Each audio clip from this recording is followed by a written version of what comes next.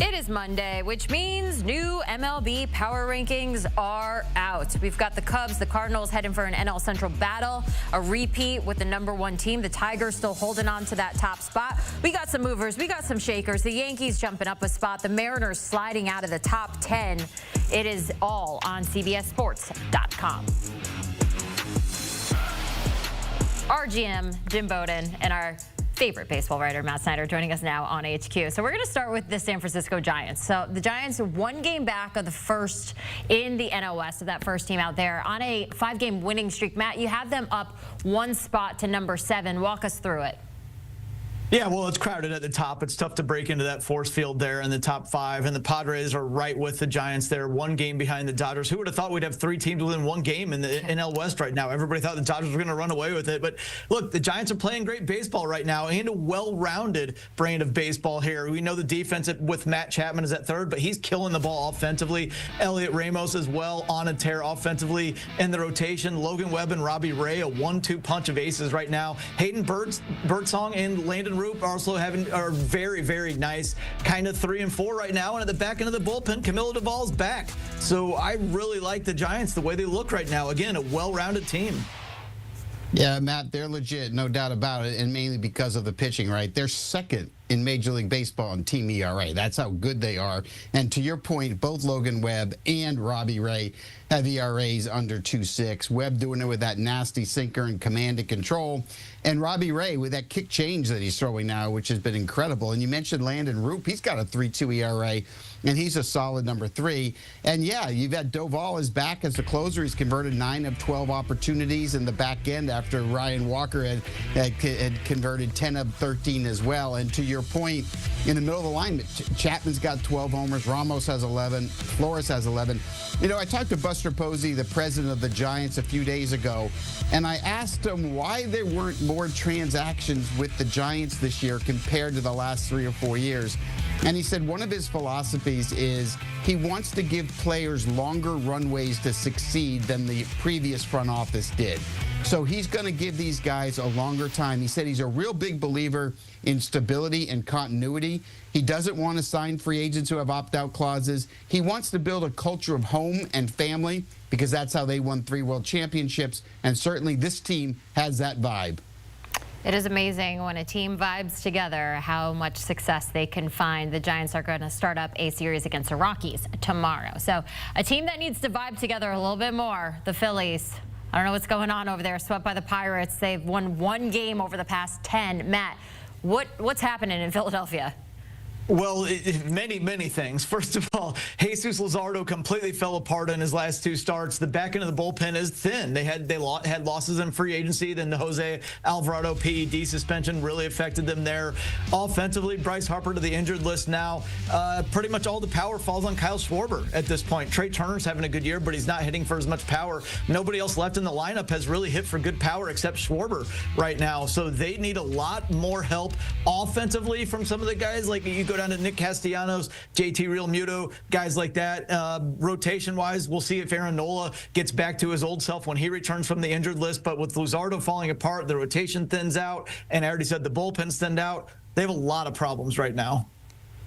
And the bullpen is bad, Matt, right? I mean, it's 25th in baseball in ERA, and they've blown 11 saves, and Kirkery and Stram on the back end, they've blown 7 of those 11 saves. Yeah, they miss Alvarado bad, and Jordan Romano's got an ERA of 7.71. So Dave Dombrowski and Preston Mattingly in the front office, they know what their goal is between now and the July 31st trade deadline.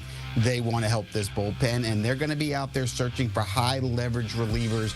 They think that's the biggest need on the team. I would agree with that, but I'll also mention this offense has not been good, right? I mean, they're 10th in runs scored in OPS, and they're 14th in home runs, so we're not seeing the lineup produce like we expected. Bryce Harper's not having a Harper-type year, but we think it's the right wrist. He's got inflammation, so he went on the IL, try to quiet that down. But they're going to need him to have an MVP second half of this season if the Phillies are going to win this division.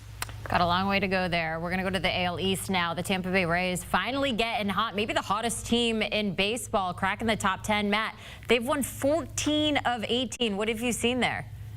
Well, everything's coming together for them right now. You've got Junior Caminero, Jonathan Aranda, even Christopher Morel here the last few games, hitting the ball really, really well. Drew Rasmussen, Zach Littell throwing great in the rotation. They're getting good work from the bullpen.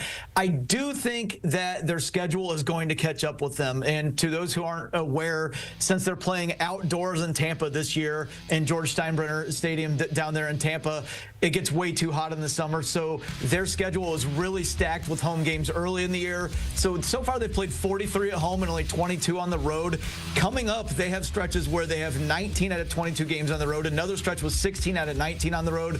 I don't think that they're going to be able to deal with that, and I think that's ultimately where things fall apart for them. But hey, as you said, right now, hottest team in baseball. They won 14 out of 18, so kudos to them. You said things falling apart. We're going to talk about the biggest fallers of the week, and that's the Seattle Mariners, losing 8 of their past 11 games, down 6 spots. Matt, what's the biggest issue for the Mariners right now? Well, the weird thing is it hasn't even been a tough schedule. They just, to the Orioles and Angels last week, they lost. Everything's going bad for them. Starting pitching's been an issue, and you wouldn't expect that it would be with the Mariners. But Bryce Miller, George Kirby struggling. Brian Wu, after a great start to the season, has fallen back. The offense is inconsistent as you expect it to be. There's only so much the great Cal Raleigh can do. Pretty much everything's going wrong right now. But I do think the starting pitching is one of the keys that they need to get that cleaned up. Yeah, and Jenny, you mentioned they've lost 8 of 11. You know what they have in common in the 8 losses? Every single one of them, they scored 3 runs or less. This offense needs a lot of help. They're underachieving. And look, I talked to the general manager of the team, Justin Hollander, yesterday, asked him what his biggest need is at the trade deadline. He said corner infield. We need another bat, and they do. In fact, I would argue they need a first baseman and a third baseman. But they're going to work hard to try to get one of those from the Arizona Diamondbacks, either first baseman Josh Naylor or third baseman Eugenio Suarez, maybe have a reunion with him. I think the good news for Seattle is the pitching starting to come together. George Kirby's last 2 starts, 17 strikeouts and 1 walk. He was having a hard time coming back from injury. Looks like he's putting it together. They're going to get Logan Gilbert back soon. I think this team's going to be able to pitch, but they have to fix this offense if they're going to see the postseason. Last but not least, we're going to look at the Pirates. They've won 4 of 5. They've managed to win 3 of Paul Skenes' last 4 starts. Jim, back at it tonight against the Diamondbacks. What have you seen from them as of late? Well, all I care about on the Pirates is Paul Skenes. This is a last place team. Care about. Going nowhere. Right, that's all we care about. So let's talk about his start yesterday, right? 7 2/3, 2 hits, a run. It wasn't earned. 1 walk, 7 strikeouts. And how good is he? He's got 7 pitches that he throws for strikes at any count in any quadrant of the strike zone. Now listen to this, Jenny. You're not gonna. This is unbelievable. Opposing batters are hitting 196 against his 4-seam fastball. They're hitting 118 against his sweeper. 088 against his changeup, 125 against his sinker, 154 against his slider, 225 against his split finger. Curveball 267, it's a small sample size. But it's unbelievable that he's got 7 pitches that he throws at literally any count in any spot in the strike zone he wants. He will end up being the starting pitcher once again for the National League in the All-Star game going against Tarek Skubal. He is the best pitcher in baseball right now, and he is must-watch baseball. Like, whatever you're doing in life, when Skenes is on the bump, just drop what you're doing, get some popcorn, butter, salt, and watch Skenes. It's really fun. Whatever you're doing in life? Yes. Doesn't matter. Okay. I'm down with the popcorn, the butter, and the salt. Yeah, I'm in for a day of watching Paul Skenes on the mound. Jim Bowden, Matt Snyder, thanks for joining us here on HQ with the latest MLB Power Rankings. Get your popcorn ready. We've got some good baseball games on tonight. We got the Cubs and the Phillies at 6:45, all the way down to the Dodgers and the Padres at 9:40 p.m. Eastern there.